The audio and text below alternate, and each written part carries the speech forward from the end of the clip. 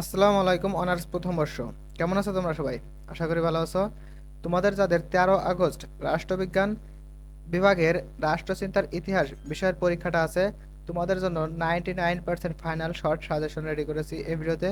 এটাই শেয়ার করবো। দেখো, প্রত্যেকটা অধ্যায়ের আলাদা প্রশ্ন দেওয়া আছে প্রত্যেকটা অধ্যায়ে।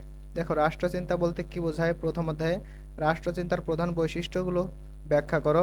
রাষ্ট্রচিন্তা অধ্যয়নের গুরুত্ব ও প্রয়োজনীয়তা বিশ্লেষণ করো। প্রাচীন গ্রিক রাষ্ট্রচিন্তায় প্রধান বৈশিষ্ট্যগুলো তুলে ধরো। ঠিক আছে। দেখো, যদি 2 নম্বরে খেয়াল করি, নগর রাষ্ট্র কি, গ্রিক নগর রাষ্ট্রের প্রধান বৈশিষ্ট্যগুলো বর্ণনা করো। 3 নম্বরে আছে প্রাচীন গ্রিসের রাজনৈতিক প্রতিষ্ঠানগুলোর বৈশিষ্ট্য আলোচনা করো। 4-এ আছে সক্রেটিসের পরিচয় দাও। 4-এর ঘতে আছে সক্রেটিসের চিন্তাধারার প্রধান বৈশিষ্ট্যগুলো ব্যাখ্যা করো। গতে আছে কি সক্রেটিসের রাষ্ট্রচিন্তার বিষয়বস্তুগুলো আলোচনা করো। দেখো, এভাবে প্রত্যেকটা অধ্যায় আলাদা করে দেওয়া আছে। ঠিক আছে, প্রত্যেকটা অধ্যায় আলাদা করে দেওয়া আছে। দেখো, 3 অধ্যায়, 4 অধ্যায়, প্রত্যেকটা অধ্যায় আলাদা আলাদা করে দেওয়া আছে। আর পিডিএফটা তোমরা কোথায় পাবা? পিডিএফটা অবশ্যই ভিডিওর ডেসক্রিপশন বক্স কিংবা কমেন্ট বক্সে চেক দিবা।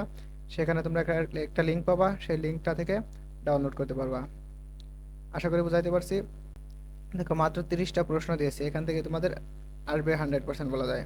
দেখো, এখানে কোনগুলো সবচেয়ে গুরুত্বপূর্ণ সেগুলো কিন্তু 99% দেওয়া আছে। ঠিক আছে, এগুলা মনোযোগ দিয়ে সকলের আগে পড়বা। ঠিক আছে, 99% দেওয়াগুলো।